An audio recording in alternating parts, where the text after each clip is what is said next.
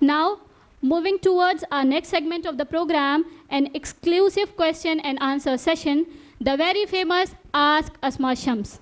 इस प्रोग्राम में आप हमारी जमात की अमीरा मोहतरमा अस्मा शम्स साहिबा से सवाल करती हैं और वो आपके सवालों के तसल्ली बख्श जवाब देती हैं।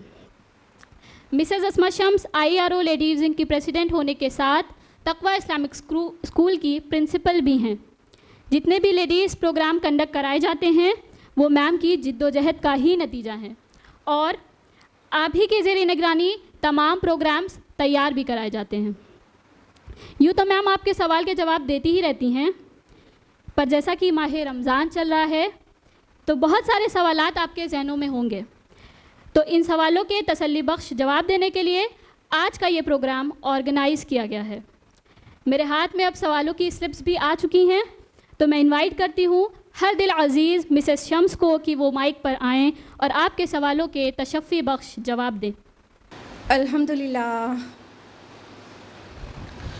अल्हम्दुलिल्लाह वहदा वस्सलातु वस्सलामु अला मन ला नबिय्य बअदा वअऊज़ु बिल्लाहि मिनश शैतानिर रजीम बिस्मिल्लाहिर रहमानिर रहीम उदउ इला सबीलि रब्बिका बिल हिकमति वल मौइज़तिल हसनति वजादिलहुम बिल्लती हिय अहसन बिस्मिल्लाहिर रहमानिर रहीम शहरु रमज़ान अल्लज़ी उन्ज़िला फ़ीहिल क़ुरआन हुदल लिन्नास व बय्यिनातिम मिनल हुदा वल फ़ुरक़ान बिस्मिल्लाहिर्रहमानिर्रहीम रब्बिश्रह ली सदरी व यस्सिर ली अमरी वहलुल उक़दतम मिन लिसानी यफ़क़हू क़ौली।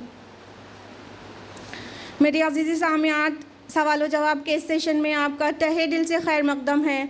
अस्सलामु अलैकुम व रहमतुल्लाहि व बरकातुहू। तो आज के सेशन का पहला सवाल सिस्टर शफ़क़ की जानिब से है, जो कि बाय प्रोफेशन टीचर हैं। Is zakah payable on the land if it is acquired with the intention of reselling it in the future? If it is allowed, then when I shall give zakah? Okay, सवाल किया गया है कि क्या उस piece of the land fixed asset पर ज़कात payable होगी जो इस इंटेंशन के साथ, इस नियत के साथ ली गई है कि इसको फ़रोख्त कर दिया जाएगा, रीसेल कर दिया जाएगा, और अगर हाँ तो हमें ज़कात कब और कैसे पे करनी होगी। देखिए, जो फिक्स्ड प्रॉपर्टी है, फिक्स्ड एसेट है, उस पर ज़कात वाक़तन तब ही लगेगी जब इसको लिया गया है रीसेल करने के लिए, ट्रेड पर्पस से। यानी जिस मकान में हम रह रहे हैं उस पर ज़कात नहीं लगेगी। कोई मकान हमने रेंट पर दिया हुआ है, उसका रेंट आता है, वह इस्तेमाल में, उस पर ज़कात नहीं लगेगी।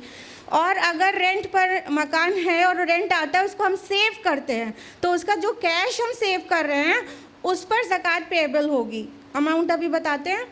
लेकिन अगर हमने कोई फिक्स्ड एसेट ऐसा लिया हुआ है, कोई पीस ऑफ द लैंड ऐसी ले रखी है प्रॉपर्टी जो रीसेल करने के पर्पस से ही, ट्रेड पर्पस से ही लिया है, तो डेफिनेटली उस पर ज़कात लगेगी।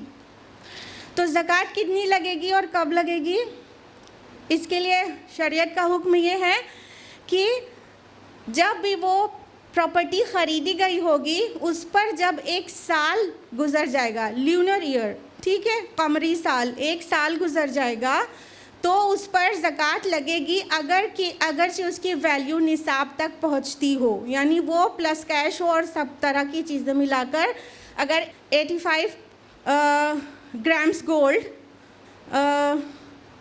के बराबर वो पहुंच जाता हो, उसकी जो सेविंग है सब मिलाकर, तो ज़कात पेएबल होगी और उस पर एक ल्यूनर ईयर गुज़र भी गया हो। तो रमज़ान का इंतज़ार करना मुनासिब नहीं है। जब भी इंसान निसाब लेवल पर पहुंचा हो, निसाब लेवल ऑफ ज़का यही है 85 ग्राम्स गोल्ड के बराबर की सेविंग, जिसको 7.5 तोला सोना कहते हैं, गोल्ड से लेना ज़्यादा मुनासिब है। तो 85 ग्राम्स गोल्ड या 7.5 तोला सोना के बराबर की सेविंग होगी और उस पर एक कमरी साल गुज़र गया होगा, तो ज़कात 2.5% की रेट से पेएबल होगी।